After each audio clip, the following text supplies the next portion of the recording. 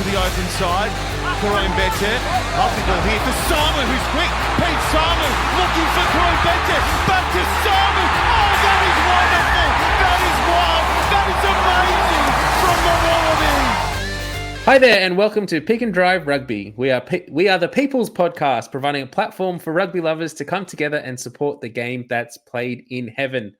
I'm your co-host Mitch. Joined with me this week is Lachie. Lachie, how are you, mate?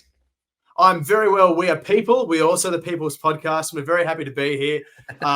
Heaps of footy to get through today. We've got WXV to wrap up. We've got the Eddies, which is the awards segment, and tie a bow on the end of the year, Mitch. Yeah, very excited. We don't have Ando this week. Maybe he might pop his head in as we get later into the recording. Who knows? We'll see if he does pop up. But he has a lot of teacher stuff on at the moment. Very important work type things that's keeping him away from rugby. So if we see him, we'll be lucky to get his thoughts on the games over the weekend. But if not, it's just Lachie and I, which might be a good thing in some ways as well. As Lachie said, we've got a lot to wrap up this week. So we've got WXV1 finished over the weekend. We've got a fantastic game from the Wallaroos to chat through. We will do our awards for 2023, which we are calling the Eddies. And then we'll just and then there's a few other games as well that we'll sort of briefly touch on that happened over the weekend. But I think generally that's it for the intro. Let's try and keep this one, I guess, a little shorter than some of our longer ranging podcasts, and let's just get into it. Let's go.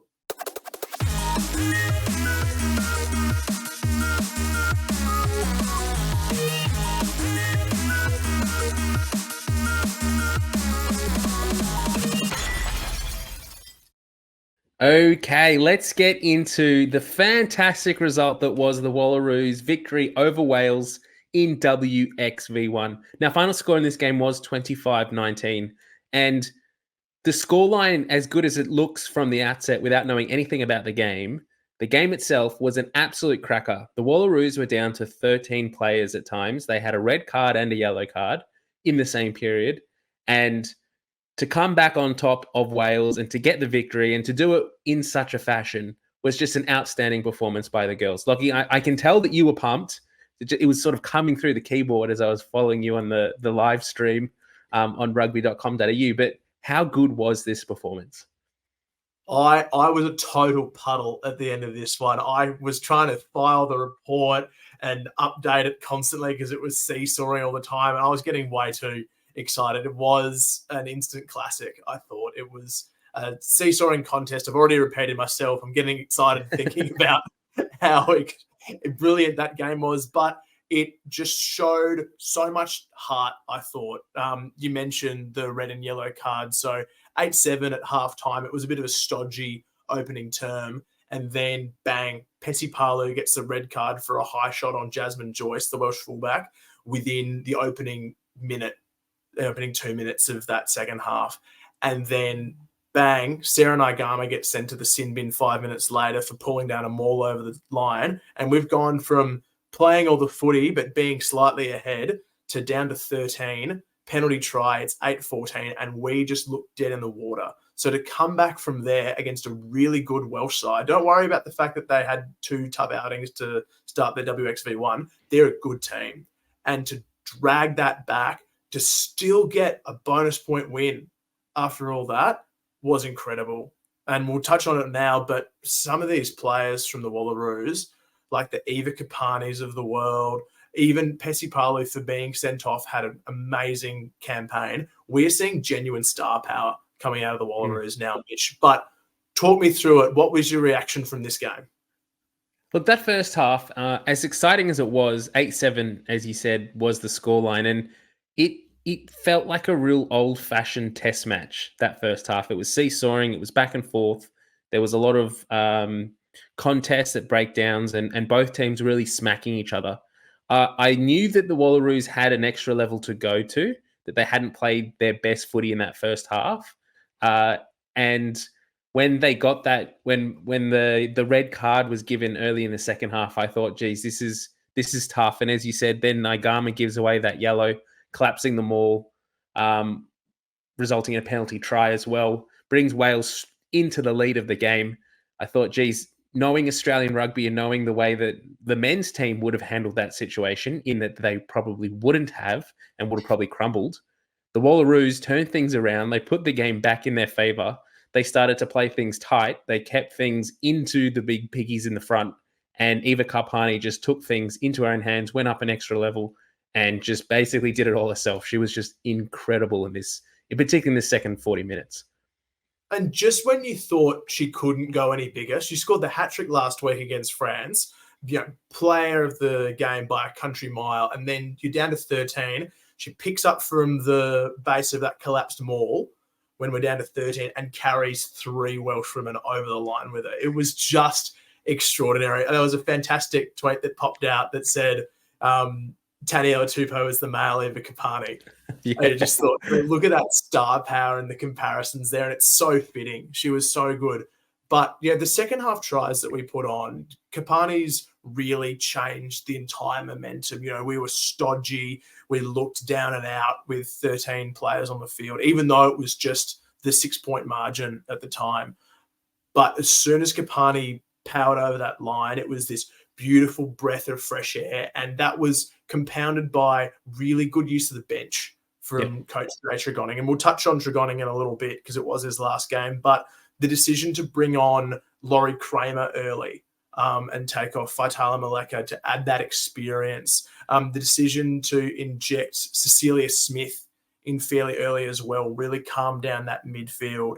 Bella McKenzie was playing really well, but something about Smith's ability just to take an extra breath, not always go to the line like McKenzie did, but have that option out wider really, really paid dividends because she was crucial to that last try that Ivania Wong scores to put it out beyond 2 scores. She straightens up, draws 2 Welsh defenders in, sends Wong over untouched. But those tries were brilliant. I mean, Arabella McKenzie for the first try for Maya Stewart linked up really well with Karis Dallinger, who sided around a couple of defenders. We obviously saw that cross kick that Dallinger put up for the contest for Stewart that Kramer then claimed the crumbs for. So all the tries that we scored were really varied, and that's really exciting. We weren't just bashing one up the middle. We had a cross kick try. We had really slick hands for Wongs. We had good counter-attacking ball for that first half try, and then the brute strength of Kapani. So this is a multifaceted team that we can score from anywhere, which is such an exciting thing to say about an Australian team in 2023. I think the funniest part of that second half was following along on Discord. So we had a few people involved in the match thread, which was good fun, and just sort of going back and forth. As the tension built in the game, you could tell that the communication through the chat got shorter and shorter, but you didn't need to say as much to get your message across. And particularly that Laurie Kramer try where they kicked it across, they had the advantage, and you couldn't really see her in the angle that they shot from when Dallinger got the ball. And so the chat was just no, and then yes. It's like there was a gap left, and they decided to go right. And so, oh no, they've made the wrong decision here. And then you've taken the kick. That's not the right decision either. But then they executed it well. Laurie Kramer regathered and scored the try. And it was really what was so exciting about this game as a Australian rugby fan is it's been a negative year, unfortunately, from the men's side of the game. It's been a lot of games that we should have won that we haven't, and we haven't performed well. But this Wallaroos team is just going from strength to strength at the moment, and they've built into this campaign. And in some ways, this was their final. There was a real chance that they could have lost this game after a really big upset win against France last week. And coming out at halftime, they hadn't played their best footy in the first 40. They then got the cards early on, and as I said before, you could very well see the team sort of crumbling and going into themselves, but that's not what they did. They played with passion. They played with flair. They kept throwing the ball around. They didn't just keep it tight. They kept it in tight when they needed to through that Eva Karpani try. But they also, as you said, they passed the ball wide, and they got tries to both the wingers as well. So they've shown that they have very many different facets of scoring points in this team. And the way and the style of rugby that the Wallaroos are playing at the moment is just so exciting to watch. And it's really refreshing. How nervous were you when Wales got that late try? They go over through Kelsey Jones with 4 minutes to go, and then they hit the 50-22 to set up for a Yes. last volley more. I was shitting myself. I mean, credit to Wales. Like, that was a gutsy play to make, and Wales executed that perfectly. Like, kicking for touch is not a strength in the women's game. It's getting better as the teams get more professional and they get more strength and conditioning into their top tier programs. But they're not widely renowned for kicking for touch and making a lot of meters from the boot. But that kick, that 50-22, was perfectly executed. And Wales had the perfect opportunity there to steal the game. But again, the Wallaroos just did not look like giving up. And they held them out. They held them out for phase after phase after phase. And then they conceded the turnover. And it was the rewards that I think the Wallaroos deserved in the way that they had played that second 40. Solid gold wall. That was all they'd been talking about through the week's worth of presses and things. Set that solid gold wall. We do not want to let them have a chance. And to see that hold fast at the end of that final rolling maul, the ball's unplayable. Ref calls full time as a huge scrap breaks out as well. There was so much fists going everywhere. Oh, it was brilliant. It was so good to see how much heart and how much ticker there was in there. And I was beyond stoked for the girls. You could see how much it meant to them to be able to back up and prove that that French game wasn't a one-off and prove that they are deserving of being in that WXV. Because we're going to look at the results now, how it panned out overall. We finished third. I don't think there would have been a single person going into WXV 1 that says Wallaroos finished top 3 and above New Zealand. And particularly after that first week of the competition against England, where we got pretty badly beaten and we didn't look very good in a lot of facets of that game. And on reflection, that is probably England, and they are a step ahead of everyone else in the competition at the moment. They have been the leaders in the women's game for the last few years. But looking back at that Wallaroos England test, it does, particularly seeing the way that the Wallaroos have played in the previous or the ensuing games, I think you got to credit England for the pressure that they put us under and the way that they forced us into mistakes and didn't allow us to play the game that we wanted to play. That win against France, that win against Wales has shown that this team can do incredible and can play incredible styles of rugby when they're allowed to. But when they come up against a team like England, who slow things down, keep it tight, really apply a lot of pressure, that's one style of play that the Wallaroos at the moment just aren't able to overcome. But in saying that, not just the Wallaroos, the Black Ferns also got convincingly beat this week. Before we move on to the other games and talking about the overall results of WXV 1 and the standings, focusing back on this game, who were some of the key standouts? We've spoken about a few, but who were some of the other players that really stood out to you and fans listening along? If they haven't listened to the podcast, if they haven't watched the game, who should they be looking out for moving into 2024? I think we've already stated the obvious about Kapani being that breakout Australian star of WXV1. For mine, I was really impressed with Caitlin Lachie. I thought I was quite surprised actually through the year when she shifted from the second row to blindside and then from blindside flank at 8. I wasn't particularly sure about it because I was very much and still am, on the Ash Masters bandwagon, having that really punchy back rower that carries hard, that always makes you, 5-10 meters over the gain line.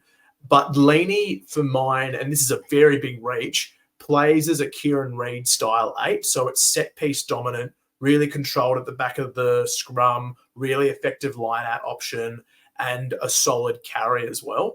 So I've been really impressed with her through this campaign. She obviously came out as player of the match against Wales, which is convenient for my argument, but I thought she was actually more impressive in the first in that game against France, where they had that huge turnaround at set piece from the England game where the line out just went to total garbage, as opposed to France where they got it back over 75% line out set piece, and she was critical in that. So she would be my big breakout from WXV1. How about you? Yeah, a player she's performed really well for this whole tournament, really, and all of 2023 for the Wallaroos. And I haven't heard her name mentioned a lot is Lane Morgan. And I think she had a really strong season with the Waratahs in Super W. and she's brought that and gotten better for the Wallaroos. And when you compare her skill set to a player like Tate McDermott or Jake Gordon, like she's consistently throwing passes to players' hands. And when you compare that to some of the guys that in the Wallabies, they're not consistently doing those skill sets as well. And so it's just one facet of the game I think we sort of tend to overlook, is that she's just so good at doing the basics well that we come to expect that from her. And a lot of the attack in this game particularly came from the fast ball delivery that she was able to, and with the forwards, like that's one thing we haven't spoken about yet, but the Wallaroos breakdown and the way they were able to recycle that ball so quickly was really, really efficient this game. Yeah, M Chance is another who had a storming WXV. I thought that, especially that game against France, 4 breakdown steals. She was just a total menace. So big props to her. But someone I think we would all agree on, and I know Ando's mentioned it before, Michaela Leonard to step up in place of Piper Duck as skipper in difficult circumstances, with a transition from Shannon Parry as your season skip, and going through some really tough games. The big losses to the Black Ferns twice, a big loss to Canada on the road, and then to England. To keep that group together and pick off 2 really important wins at the end of the year is a testament to that leadership. And I think moving forward, she is 100% a part of that full-time leadership group with Piper Duck, because I think she's been above and beyond Australia's most consistent performer throughout the year. And the best thing too about the Wallaroos and the way they've played this season is that Piper Duck isn't assured a jersey at the moment. Like she's been named captain, and unfortunately she's been named captain under the leadership of the Wallaroos in 2023, and we'll move to that in a moment around Coach Jay, and that he's not sticking around with the Wallaroos and they're going with a new coach. We don't know who that is yet. But there is a chance that she may not be named captain under the new regime that comes in, the new coaching structure. So she's really going to have a massive 2024 for the Waratahs to try and crack that 23 at the moment, because all of the starting players for the Wallaroos at the moment are far and away the best players in Super W and in Australian rugby. 100%. And there's so much competition in that back row, especially. When you throw in Leaney and Masters suddenly as back row options, it's so congested, because then you've got Piper Duck, who is not even in a match day 23 at this point for injury, but where would you put her? You've got Pesi Palu, who's shifted from the centres to 6 as well, and has done a really good job aside from trying to take off Joyce's head. But there's so much competition now, and I'm fascinated to see how that internal competition through Super W builds next season. But we can't move on from Wallaroos without a quick word on Jay Tregoning. Leaves behind a legacy as the most successful Wallaroos coach in the team's history. He's got 7 wins from, I think, 17 outings, or maybe 16, but their highest win percentage and their most wins as well. Quarterfinalists last year at the Rugby World Cup, first victory over France or a top 4 side since 2010. He pulled that out last week, and he's gone back-to-back wins 2 years in a row, all while being full-time teacher down at Illawarra Grammar. That is just unbelievable. Yeah, I think the thing too to look to when we look back on his legacy as Wallaroos coach is this period over the last 2-3 years has been such a transitional period for the Wallaroos. They're not yet at the place that they need to be in terms of professionalism, but from where they were in 2019, where they played 2 tests against Japan, or 2018, 2019, to where they are now, the amount of test matches that they have, the amount of, they're playing New Zealand consistently through the Laura O'Reilly Cup. They're now into WXV1.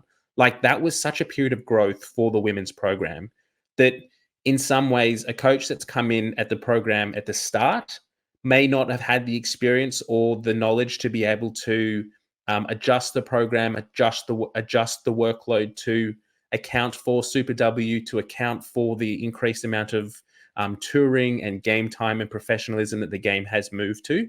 But Jay has taken that within his stride. Like, he has taken this team, as you said, to a quarterfinal in a World Cup, where coming into that tournament, there were reservations around how the Wallaroos would go, because in their pool, they were the only unprofessional team in it. They were up against fully professional sides. They held their own. They've now gone into WXV1 and they've held their own there as well. I'll leave it there. I just want to talk. I want to focus this on Jay and say how good he has been as a coach, and also just the person that he is, like the strength of character that Jay Tregoning is. When we had him on the podcast, he was just an absolute awesome bloke to chat with. He had so much time for both Ando and myself, willing to talk anything and everything, answer any question we had for him. When you sort of compare it to some of the other profiles and personalities that are dominating the headlines in rugby at the moment, it's so refreshing to have someone who is just passionate behind Australian rugby 100% and has just done so much good for the game. Yeah. And look, we've got to temper this by also saying recency bias is massive. If we've gone through WXV1 winless, even if they were by the barest of margins, if you flipped the score lines and we'd lost by 9 and lost by 6, this would still be deemed a massive failure. So the fact that these last 2 games have been wins paints a, ironically, very golden light on Tregoning's final year. We've got to bear in mind for all the adversity that the Wallaroos program has been up against, we're still looking through Tregoning's tenure, and he's lost to Japan at home. He hasn't won the O'Reilly Cup, but no Australian coach has. And the Wallaroos have never beaten New Zealand. no one has ever. But you got to bear in mind 50-0 in Redcliffe, and then another 40 points banking in Hamilton. Not good looks, and that's just this year. We also had 2 blowout losses to New Zealand last year in the lead up to their World Cup, but a good performance in Adelaide. We also haven't beat Canada under Jay across Pac 4 and have had a couple of heavy losses. So up until this final fortnight, it's been up in the air how Tregoning leaves the Wallaroos. And I think because they've been able to put this out, and he said during the coverage of the French game, was this an upset? He said, not to us. This is something that's been building and bubbling away under the surface. So to see those 2 results and to see the way that the Wallaroos are now perceived in the public eye, not just insane diehards like us who love it, but to see the Wallaroos being talked about and being celebrated, that's the legacy that he leaves, and he deserves it. He really does. Yes, they've had tough times, but it's so good to see that win against France, against Wales, and give us that golden tilt, because, yes, we've got our recency bias, but we deserve it. We deserve to celebrate the good things about Australian rugby too, and he absolutely leaves the program in a better place than he found it. Oh, 100%. And I think I need to also just highlight the asterisk that has to come against some of those defeats at home. And I don't necessarily think that that's Jay not coaching well and the Wallaroos not preparing well for those test matches. I think when you reflect on it, it's more of the way that the system is set up, in that the players were working full time and they come together with a handful of days before those test matches. So 100%. We almost look at these last 2 weeks and say, this is what this team is capable of when we give them time together, we give them resources that they need to be able to gel as a unit, to train together consistently, just to be in the same room. They don't have to have Zoom calls throughout the week to try and talk about, oh yeah, I did my 50 push-ups today, or I did my 5K run, or whatever it is, just to do that through technology, because that's where the system is in Australia at the moment. So there is a long way to go, but as we said, the exciting thing is that the Wallaroos have shown that if there is investment in them, and these last 2 weeks have gone to shown that when World Rugby has put in the time to allow them that consistency of training together, that they do definitely improve the performance on the field. 100%. Huge props to the entire team. It's so good to see. It's so good to be able to talk about our girls with pride, with passion, and know that they are performing the way that they're capable of when they're supported.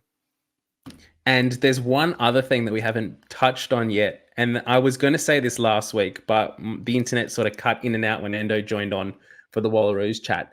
But the Wallaroos are currently the Utrecht Shield holders. Now, Lachie, do you know what this shield is?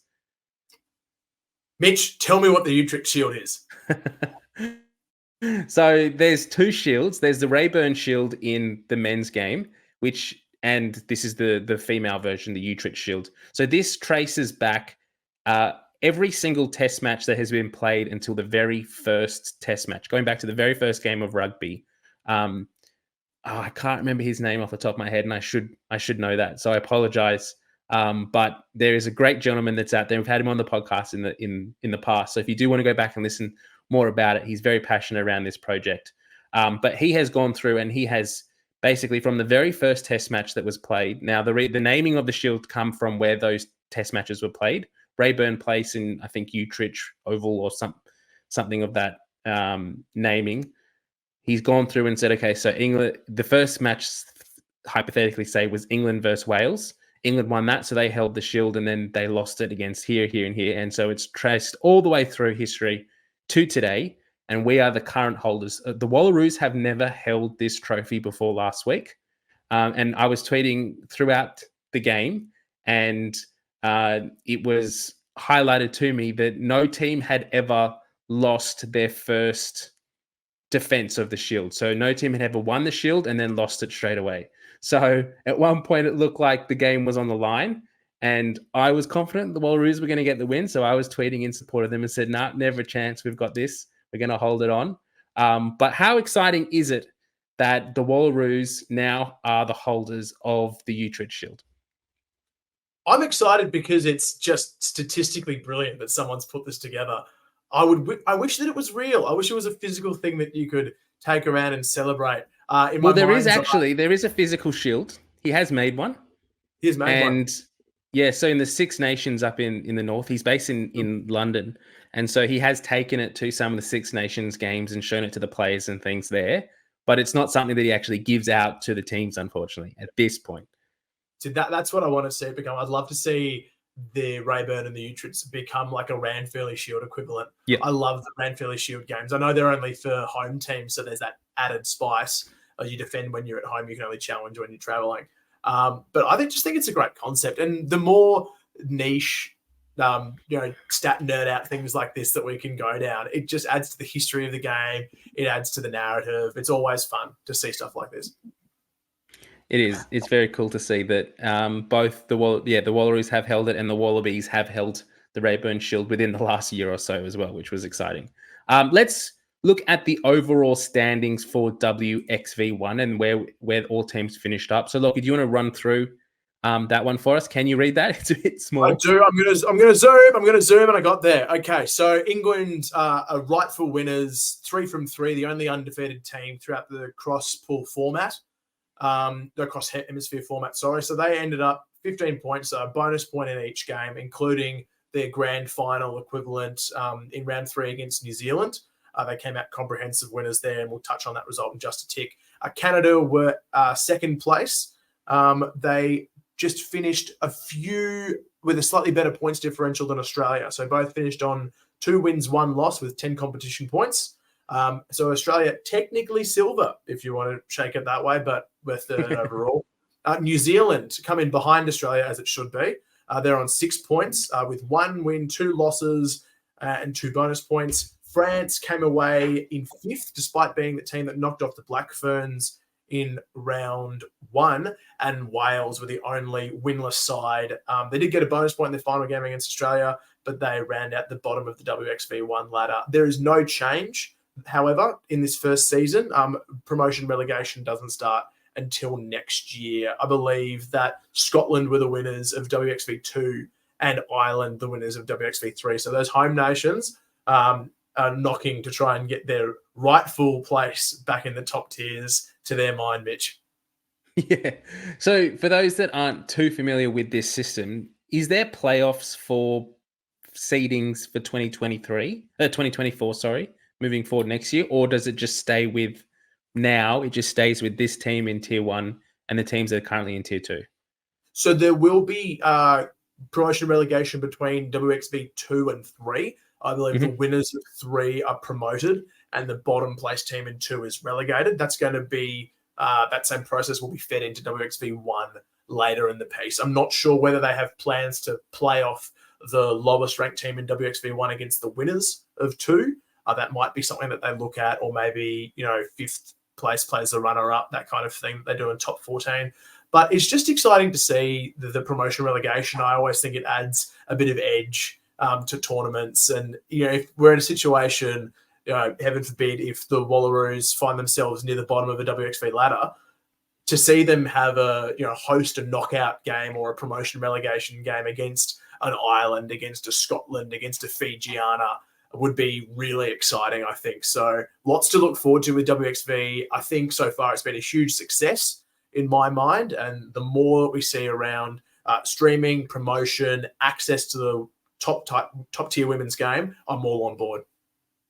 Now, before we move on to some other games and the World Rugby Dream Team of the Year that was announced in the last few days, I want to ask you, and this is a bit of a question from I haven't prepped you for, but how can RA leverage this result from the Wallaroos in this first innings or this first outing of WXV1?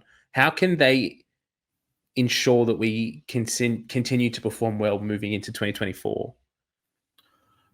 I think we just need to pump the hell out of promoting home test matches, really drive the Wallaroos as a standalone event. And to give RA credit, even with my biased work hat on, I thought the way that they pumped out coverage, the game day experience at Redcliffe for the first Laurie O'Reilly game was excellent. The on-field activations were really good. Kids were running around. They just about sold out Dolphin Stadium up there as well. Yes, it was mostly Kiwis. Yes, we got a bit bashed up, 50-0, but the game was still excellent. The atmosphere was great. And I think using not small stadiums, but using boutique stadiums that you can create really good atmosphere at is key. So, send a Wallaroos game to Ballymore, for example. That's your home of, that's the National Training Centre, that's your home of women's rugby. Fill up the 4X Hill and get, 7,000-8,000 people roaring at Ballymore to watch the girls play against New Zealand. That would sell out in a flash with all the Kiwis up here in Brisbane. Look to a smaller stadium in Sydney, like maybe a Leichhardt or a North Sydney Oval. You take it to Rat Park. Fill the hill up there or at Manly and get, a tight packed crowd of a couple of thousand screaming out while we play Fijiana. I think that's the way to sell it as your fan experience. That's just my take. I don't really have an ear. Maybe Jilly's having Make it happen, Lachie. Make it happen. But I think that'd be a great way to do it and bring the fan experience back and the joy that we saw through, particularly the World Cup in New Zealand. It was a totally different crowd, and I won't bore people by going over it again, but it really was a family-first environment through that whole World Cup. My partner and I were over there for all the Wallaroos pool games, and we just had the best time. Up on the hill in Whangarei watching, back-to-back-to-back games. It was so much fun. Even when we got heckled mercilessly at Eden Park on the first night by a drunken Kiwi bloke who said his ex was Aussie and kept roasting us. Everyone else got around us and told him to get nicked. So we had a fantastic time. And I think that's the atmosphere that elite women's rugby provides. The key is, if you're a rugby fan, get down to Super W next year. Pay for a ticket. If it's ticketed, get over yourself. Pay $5 and see a really good game of rugby. Because I promise you, it makes so much of a difference down the line. And they have announced the draw for Super W next year. And to be honest, I have looked mostly at the Waratahs draw so I can see where I can get to next year. The majority of the games are double headers with Super Rugby Pacific. So in some ways, that's a good thing in that if you have a membership, if you're already going out to watch the Tars or the Brumbies or the Reds play at home, get there early and watch the women as well, because 100%. It's a fantastic style of rugby. It's in some ways, and particularly from this game this week, I enjoyed watching the style of rugby and the way that it was played more so than some of the games at the Men's World Cup recently. It flows better, it's faster. Yeah, it doesn't have as many of the slow down tactics that some of the Northern Hemisphere men's teams seem to employ. You've absolutely nailed that. You're not going to see the girls taking a knee for 5 minutes, after 10 minutes, just because big boys up front want to scrum. It's a really fluid game. And the first thing I circled on that Super W draw was a standalone Reds v Drua, a Super W game at Ballymore. So I can't wait for that. That's already top of the list for next year. Should we quickly touch on this dream team? Yep. We saw through the final rounds, Canada got up over France and England sealed it with, I believe it was a 33 points to 12 win in the end. It might have been a little higher. I don't want to rock the Kiwis, but proving that the Red Roses, far and away, the best team in the women's game, should have won the World Cup final last year were it not for a fair red card. And you got to admit that was a high contact on Woodman-Woodcliff in that final. So stamping their authority at the top. But we've got to quickly talk about this dream team. There are, in the dream team, have we got a graphic up for this one, Mitch? I'm going to see if I can try and get it up. You keep talking, and I'll see if I can Easy. figure it out in the background. Time to filibuster. So we have a grand total of 7 English women. We have 6 New Zealanders, and we have 2 French women in the dream team of the year for women's 15s.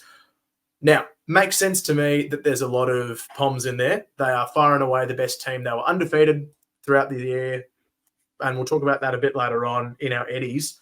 But seeing players like Ruby Tui included, where she is a star of 7s and 15s, she's only played a handful of games this year, and they've left out some incredible players from teams like Canada, from teams like Australia, from Wales, from Scotland, like Francesca McGee is a star, and I feel as though there's just a little bit of, well, all 3 of those teams played in the last day of WXV1. Let's just drag them all up together on the Saturday because we know they're here. It just seemed a little bit convenient to my mind. And the first player that's missed out from that list that needs to be recognised is Canada captain Sophie de Goody. She is, for my mind, the best player in the world without having to be the best player in her position, which is number 8. She's in her early 20s. She captains the side. She captained them last World Cup. She's their goal kicker on top of everything else as well. She is probably the most complete rugby player in the women's game today and has been for a couple of years now. So what's going on there? Maybe I'm overreacting, but I feel like there's just a little bit of convenience to having 3 of the 4 teams that all played on the last day of WXV1 filling out your team photos for a dream team. I'm going to put my Wallaroos hat on here and say that at least Eva Karpani needs to be mentioned in a dream team. She's been incredible in this tournament, and she deserves a place in that front row. I think Emily Chancellor, for just the way she's played the WXV, but the way that she's played for the Wallaroos in the last 2 or 3 years, she deserves to be included in that back row somewhere as well. So those are my 2 picks for the Wallaroos and who I'd be slotting in and where. There's too many Poms. Get rid of them. Yeah, too many Poms, too many Kiwis. I get that they're 2 of the better teams, but also, are the Kiwis that good if we beat them in WXV?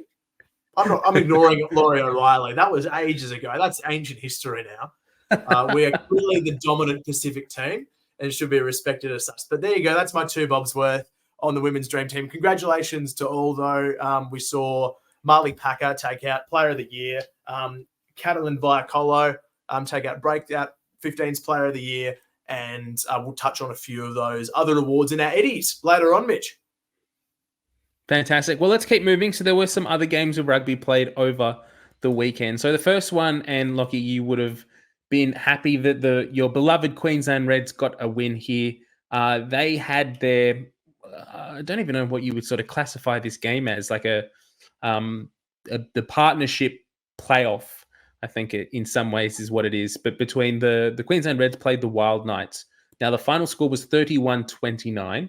I haven't had a chance to get the highlights of this game. I was out yesterday when it was on, so I haven't seen too much of it. But from what I've heard, it was a pretty exciting game. It was the first time the Queensland Reds had a game back at Ballymore since 2019 or 18 for a trial game. So it was good to see the Queensland back there in the spiritual home of Ballymore. And there was something like 11 debutants as well included in this Queensland Reds outfit.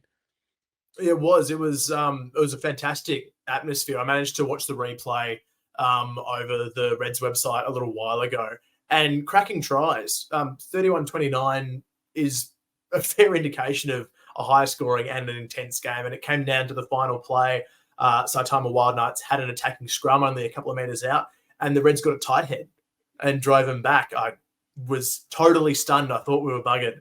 But credit to them all. And yeah, first cap game for the Reds since 2010. I think we played the Blues way back when. I'm pretty sure I was there on the side as a 15 or 16-year-old, waving a Reds flag and crying that we lost. But pretty entertaining game. There was a terrific try scored by, he might have been on debut, Louis Wirchon. There was, who was it? No, maybe it wasn't his debut. But anyway, he scored a cracking try. He's a reserve halfback. Harry Wilson busted up the line, another big eighth-man run, and put the grubber on. Put an attacking grubber on, a bit like Angus Bell and the Barbars. And Louis Wirchon ended up running over and scoring. But they were excellent tries from both sides. Just a good, entertaining game of footy. The only downside about this contest is that the trophy, or the Saitama Queensland Shield, is so average. It just looks like they've gone down to their local op shop and picked up like an old lawn bowls thing and slapped their club logo. It's just dreadful.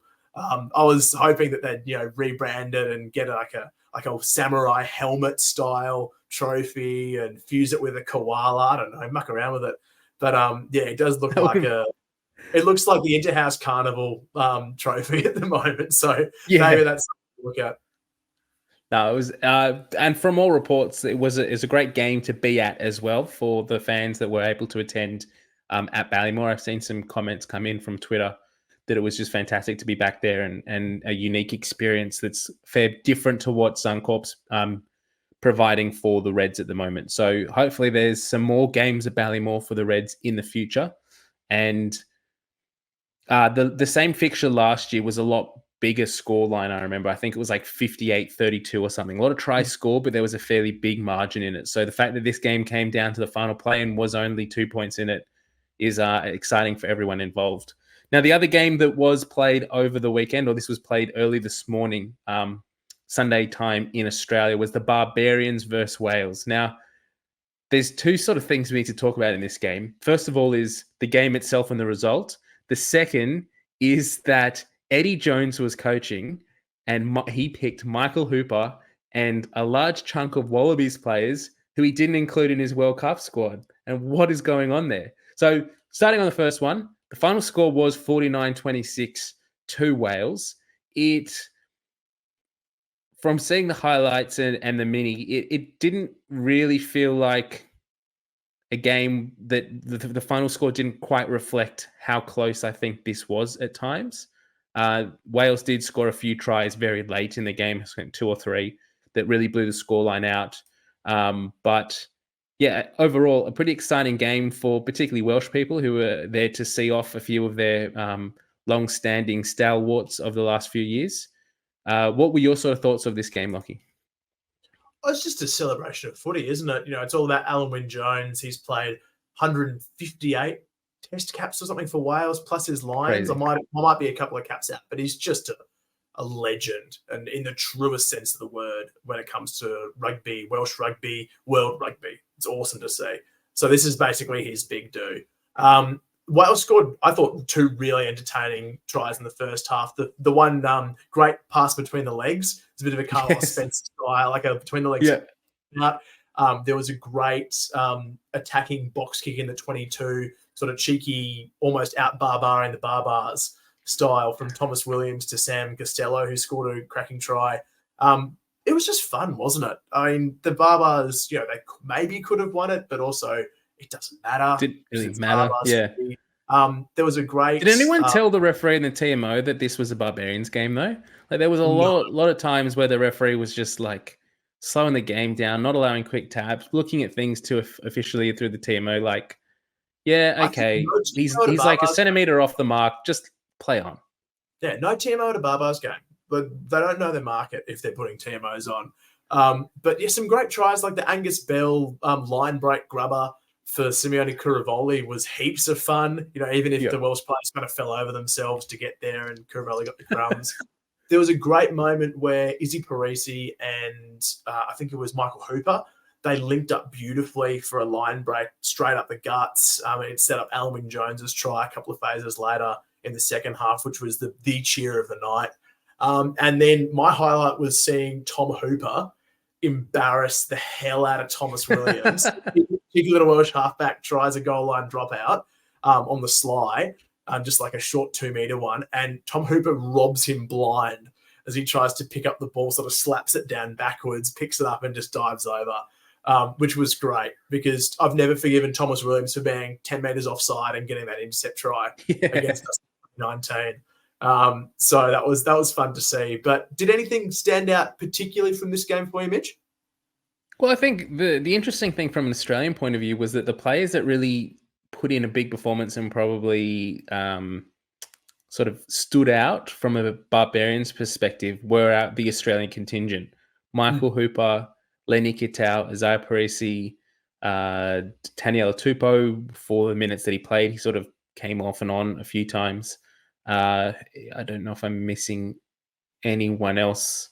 We had Rob Valetini as well. Rob Valetini, Rob Leota, Tom Hooper. Yeah, I wasn't too impressed with Leota, and I'm still the jury's out on him for mine at the moment. But just the fact that a lot of the players that were selected by either Scott Robinson or Eddie Jones, whoever made those selections for this squad, Angus Bell, another one, Andrew Kellaway, like these guys have played so well in the lead up of 2023, in the lead up to the World Cup. Yet Eddie Jones didn't pick them or didn't give them big minutes in the World Cup. And he's now picked them for this team and they've stood out and they've played really well. So, I mean, it just goes to show. I actually saw, quite funny, I saw someone comment on or tweet about this game and said, is this the first time that an international coach has lost to Wales in consecutive matches by 20 points or more with two separate teams? I was like, it's so brutal. Probably true. I can't even begin to imagine the tension or the atmosphere behind the scenes in Barbar's camp with Hooper and Jones. The fallout from that and Eddie going out swinging, saying, Hooper's not a good role model. And then to have him in a Barbar's environment, which is famously a positive, fun-loving, touring style, get on the beers. They were dressing up as cowboys for a team dinner and running around. How is that relationship supposed to function in any way in that positive environment? The beers would have been cold because it would have been bloody icy. It would have been icy in that room. Oh, definitely. God. Yeah. Anyway, so that's the last time we have seen Alan Wynne-Jones in the international arena. It may be the last time we see Michael Hooper play a test, whether this is capped or not. But, never say never with Michael Hooper. There is still a chance that whoever gets appointed might pull him back in future for the Wallabies in 2024 or 2025. So let's see what happens there. Is there anything else you want to say around either of these two games or anything about the Wallaroos before we move into our awards for 2023? Nah, let's jump into the Eddies. I'm excited. I'm looking forward to this. This is going to be a bit of fun. Let's go.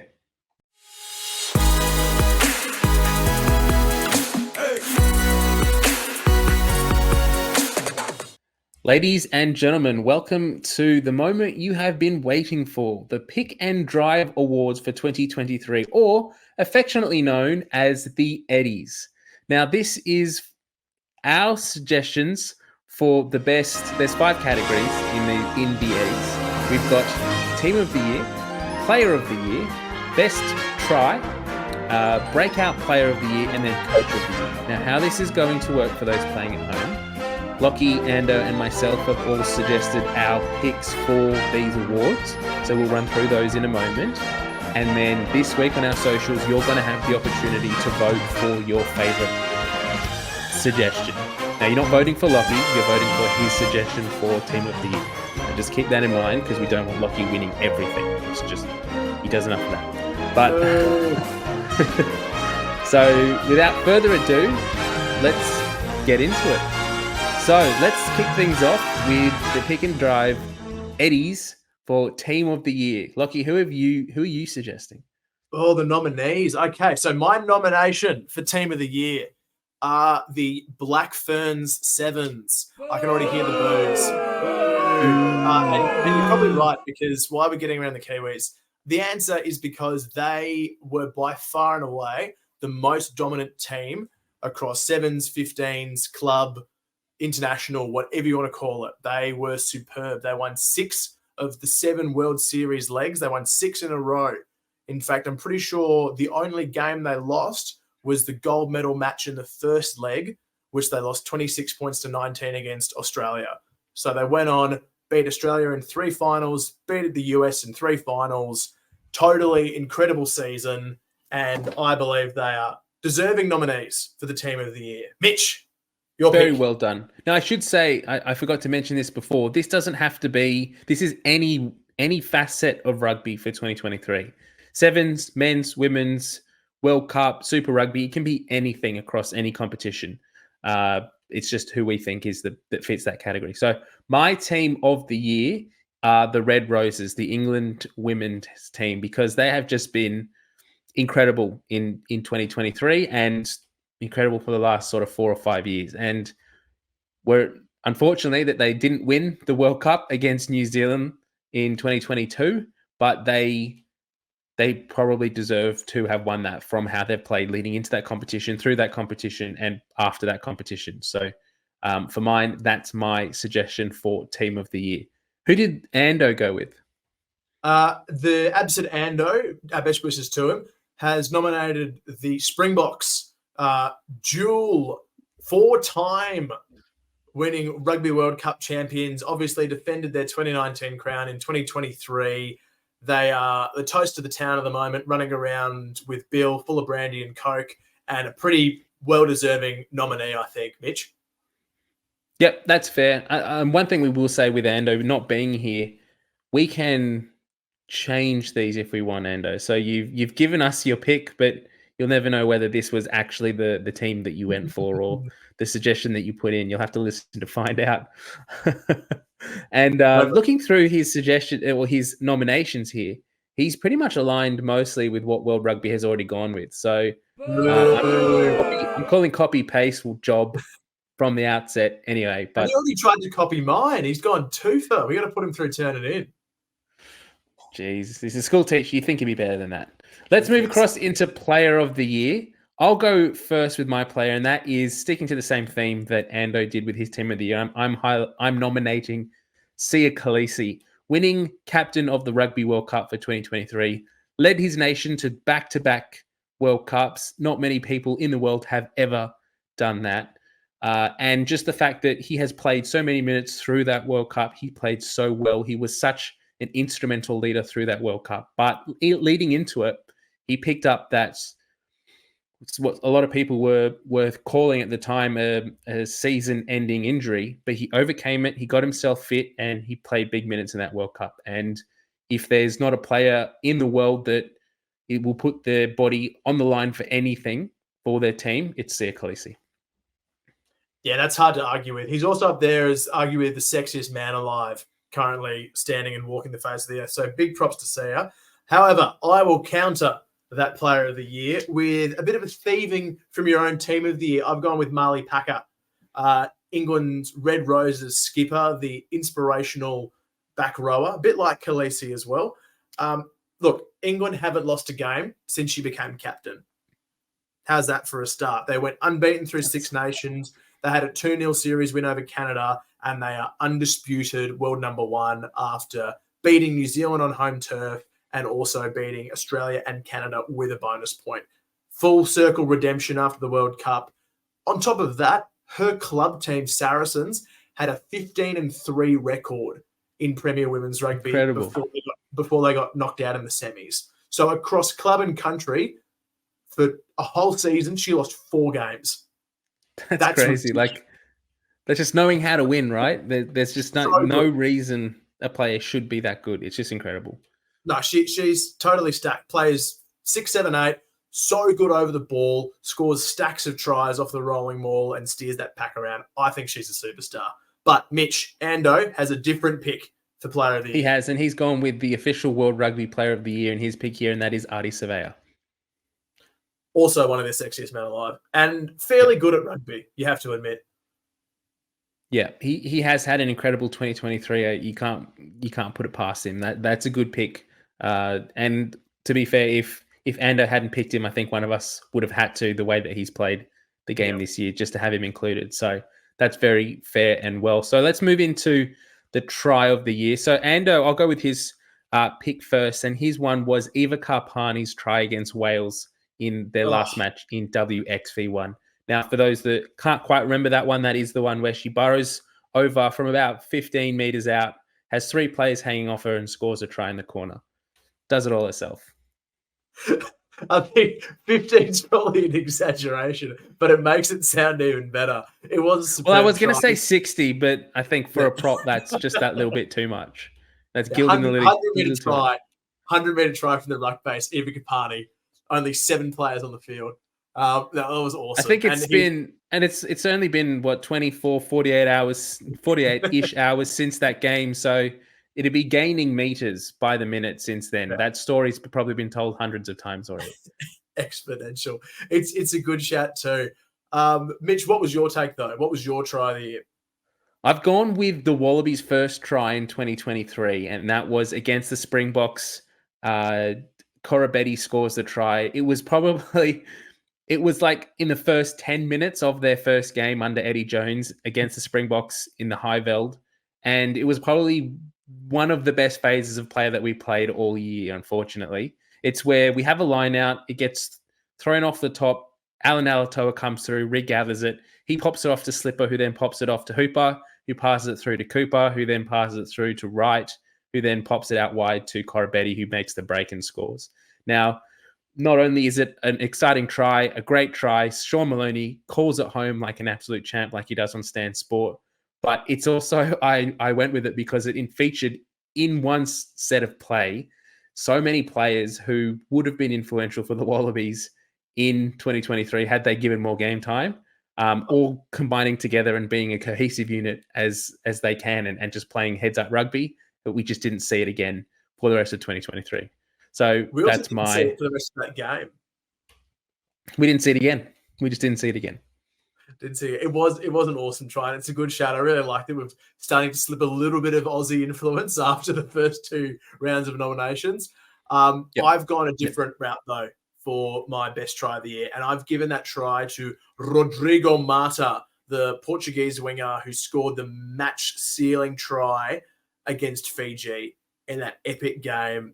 It wasn't even his try, really. It was all Rafael Storti, the other winger, who scored a great try to start with. He was the one who, with 2 minutes to go, picked it up down the blind side on his opposite wing and beat 2 players, offloaded inside to Rodrigo Mata, and then Samuel Marquez was the man who iced that conversion. But I just thought that was such a big play and such a big moment for Portugal to beat Fiji. It was, for all our love for Fiji throughout the year and seeing how well they went, watching Portugal win a game at the World Cup was arguably my highlight of the year. Oh, just the reaction from the players just has that like up there.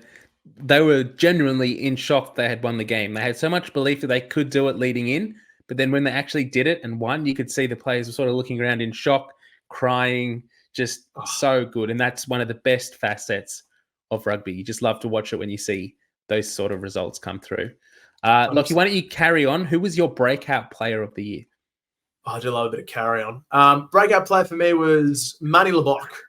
He was nominated on the world list. Mark Talea was the one who took that official gong home, but he hasn't got my Eddie. Manny Labok's got my Eddie. I don't know if that's a good thing or not, but he's got it. He had such a good year. And I think we're going to look back on 2023 with rose-tinted glasses about Handré Pollard, and rightly so. He's the one that kicked them through all those big quarterfinals. He's a superstar. But Manny Labok's the man who takes that mantle, and he played so well throughout the year with the Box. Everyone was talking about his goal kicking, but when push comes to shove, that Island game was a pull game, and that was the only one where he was off target. He hit his kicks when he needed to in the quarters, in the semi. He was 5 from 5 when they smacked the All Blacks at Twickenham. He also had an amazing domestic season in the URC. He was one of the players of the entire competition leading into a home final, which they ended up losing to Munster, but he was best on ground in the semi-final. And everything about Marnie Labok boils down to that crossfield kick, the no-look crossfield kick to Aronson. So good. Super epic. Yeah. And just one of the coldest moments of the World Cup. So Manny Labok for me, breakout star 2023. Fantastic. Who's Ando gone with? Ando has gone with Caitlin House, the teenage superstar from the Tars, and it's a damn good shout too, because not only was she pivotal in their run to the minor premiership for Super W and getting through to a semi-final, but also she won a gold medal for the Youth Commonwealth Games Sevens, and that's part of that dominant Australian team that went over to Trinidad and Tobago and just fed the competition tries. She's going to be a Wallaroo. We have no doubt about that over the next few years. My only concern is keeping her in the game because she's such a rare talent. I think she's still either 16 or 17, got the world at her feet. If we can keep her in the Wallaroos system, she'll be 18, 19, running around, winning us games at the World Cup 2025. Yeah, very much looking forward to seeing how she goes in the coming years. Now, my breakout player of the year, I've gone with a Fijian flair, and I can't go past the incredible performance that was the scrum half for Fiji in the World Cup, Simeone Kuravoli. He's just been so good this year through his season in Super Rugby Pacific with the Drua, that he came in and just kicked incredibly. Like, he not only plays well, but he can kick goals like no tomorrow. And then so pivotal for Fiji through the World Cup as well. And then last night in the Barbarians game, scored a few tries himself as well. And just strength to strength at the moment. He's a real superstar of the game, and I'm really looking forward to seeing what he can do moving forward. Yeah, Kuravoli won them that game against Australia in the pool stage. He kicked so well. He was brilliant. I would love to see him in an Aussie Super Rugby team, but I don't think he's going anywhere. No, unfortunately. I'll keep going with my picks and finish things off for Coach of the Year. I've highlighted Simon Rawalui from Fiji. I just think the way that he's come in, he's galvanized this team, the way that Fiji played, the type of rugby they played. At times, it was their Fijian flair. At other times, it was very un-Fijian, very, take the points when they're on offer, good set piece, grind teams down. The way they played against Australia was a completely different game plan to how they played against Portugal and Georgia later in the tournament. So it would have been fantastic to see him and the team go a little bit further, but just the character of person that he is, the way that he coaches, is just, I'm really impressed with how he's gone in 2023. Yeah, his star has massively risen. So impressive to see, and I hope he sticks around coaching in Australia. Ando and I had the same Coach of the Year, so we'll highlight who we thought was our Coach of the Year, and then also the runner-up. Hard to call. So let's go with mine. I'm keeping this one. Bugger Ando. My Coach of the Year was Ronan O'Gara, the Irish legend who coaches at La Rochelle in the top 14 in the European Champions Cup. And it's a bit of a rogue pick, but he's been in the conversation over the past few weeks as maybe someone that is looked to in the future as a Wallabies coach. And I want to put it on the record now. He's signed to La Rochelle through to 2027. So it's not happening anytime soon within the bounds of that contract. But he's a bloody good coach. They've gone through this year undefeated through the Champions Cup. So they went pool stage, won 4 from 4, and then round of 16, quarters, semis, won the final against Leinster in Ireland. That is huge. So they defended their Champions Cup title. And then in the top 14, they finished up with a 17-9 record to get their second seeding. And then they only lose that grand final to Toulouse because Romain Ntamak is a freak and scored a 70-metre individual try.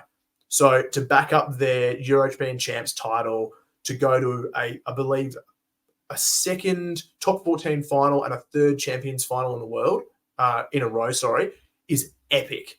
So epic. So Ronan O'Gara, he had that fantastic leaked footage of him doing his broken French and Irish. Yeah, l'opportunité est fucking enorme, and just going. That was brilliant. So he's my Coach of the Year nominee. And Mitch, you can probably speak to this too.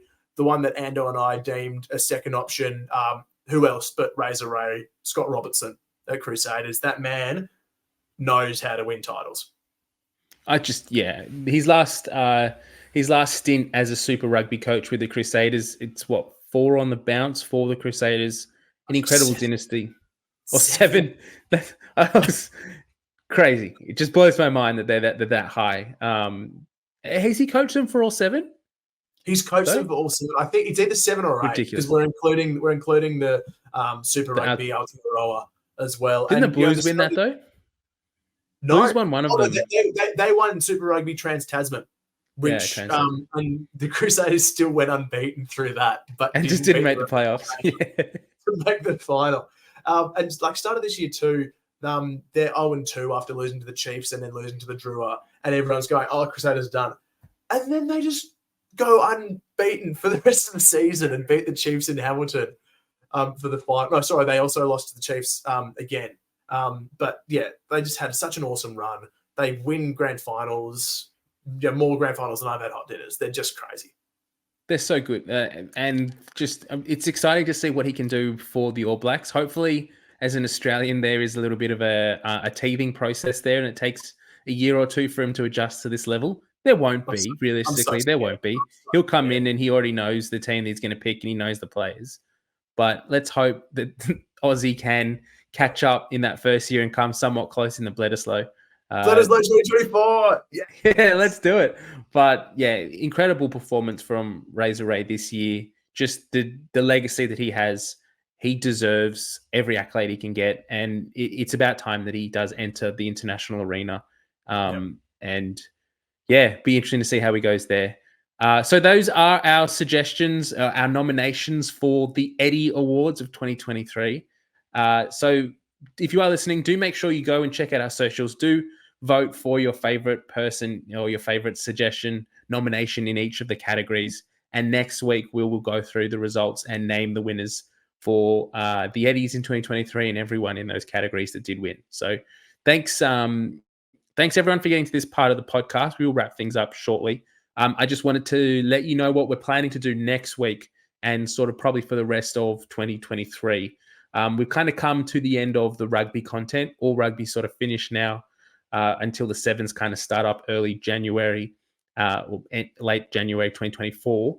Next week, we will, as we've said just before, we will do the winners of the Eddie Awards. So we'll go through those.